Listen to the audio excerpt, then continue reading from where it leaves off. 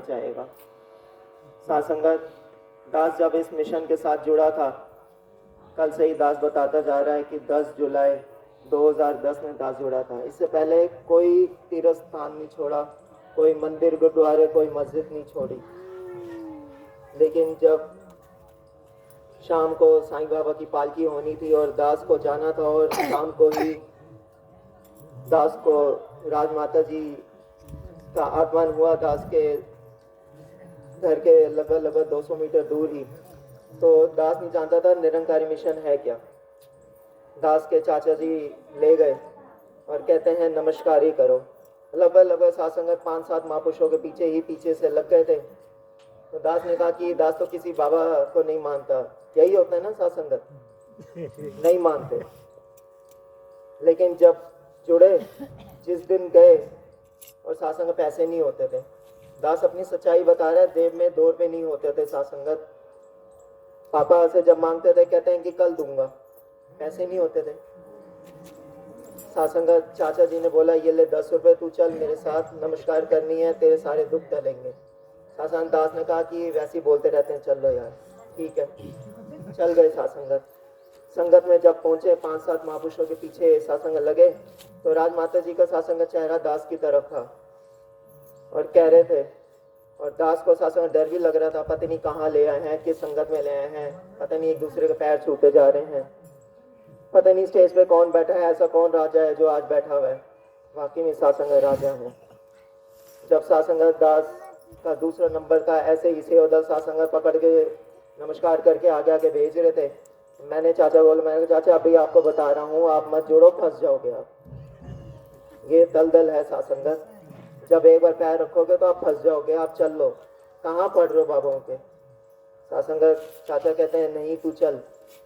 सासंगत नमस्कार की और जैसे ही सेवा दल ने कंधा पकड़ के चरणों में लगाया, सासंगत दास ने जैसे ही चरण छुए, राजमाता जी ने सेवा दल का हाथ पकड़ लिया कि नहीं रुक जाओ, बात करनी है। सासंग किसी से बात नहीं की। दास को अब भी देख रहा था कि 100 महापुरुष आगे खड़े, किसी से बात नहीं की। राजमाता जी ने दास को रोक लिया, सिर्फ एक लफ्ज पूछा कि कहाँ पर हो, क्या नाम है और कहाँ से आए हो। दास ने पूरा बताया।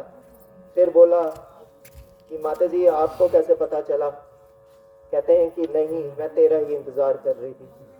तो आप सब ये भूल जाए, आज भी सासंग दास जो आपको ये बात बता रहा है, दास की रोंटें खड़ी हो रही हैं कि हाँ भाई कभी मिशन को देखा ही नहीं, दिल्ली में रह के ये नहीं पता होता था समागम हो रहा है, ये नहीं पता होता था कि क्या करना है, कभी बाबा जी से नहीं मिले थे। सासंगत 10 जुलाई 2010 शाम को 7:23 में दास मिशन के साथ जुड़ा। आज भी समय याद है, क्योंकि इससे बढ़कर सर का ताज कोई नहीं हो सकता। सासंगत और 11 तारीख को सुबह 10 बजे, 8 बजे ही बल्कि, दास वर्दी डाल के सासंग कोठी में ड्यूटी पर था। ये बख्शिश सासंगत सदगुरु के अलावा कोई नहीं कर सकता।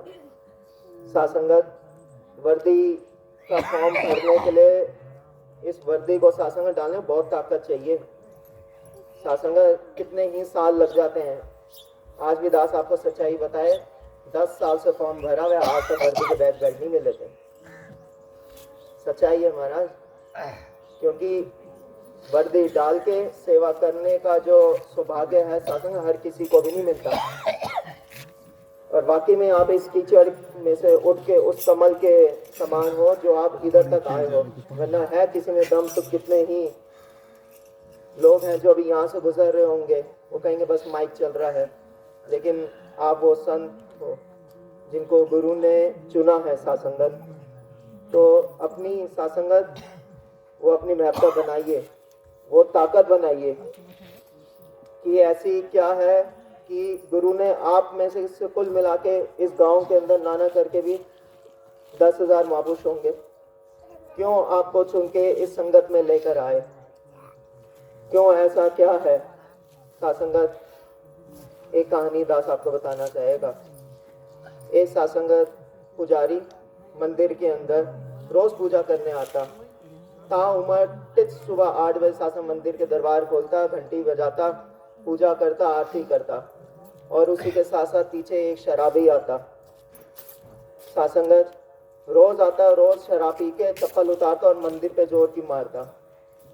पुजारी को बड़ा गुस्सा चढ़ता, यार मैं तो इधर मंदिर की घंटी बजा रहा हूँ और ये मेरे सामने ही मेरे गुरु के आगे चप्पल बजा रहा है, रोज गाली देके जाता है मेरे गुरु को, क्या कर रहा है तू। साथ संगत उसने कहा, पुजारी जी आप अपना काम करो, मैं अपना काम करूंगा। साथ संगत एक समय ऐसा आया कि तूफान आया उस दिन इतना भयंकर तूफान आया कि पुजारी कहता है मैं तो रोज सेवा करता हूँ, आज रोज घंटियां बजाता हूँ, आज नहीं जाता। लेकिन साथ संगत वो शराबी उस दिन भी गया। उसने उस दिन भी अपनी चप्पल उतार के उसके गुरु के दरबार में साथ संगत मारी। उस दिन भी अपने आप पूरा कार्य पूरा किया, पूरी गाली दी गुरु को। लेकिन साथ संगत उन्होंने बोला कि पंडित जी ने बोला कि तू आज भी अपना कार्य पूरा कर रहा है और मैं नहीं गया। उसने को बड़ी शर्म आई। उसने बोला कि शराबी ने बोला कि मैं रोज आता हूँ लेकिन तू तब भी नहीं आया, लेकिन ये पुजारी के घर तू रोज चला जाता है। लेकिन शासन जब वो मुड़ के जाने लगा, गुरु साक्षात प्रकट हुए। कहते हैं कि उस पुजारी ने हमेशा एक पंडित होके काम पूरा किया, लेकिन तूने एक शराबी होके मेरा अपना दीदार नहीं छोड़ा। क्यों?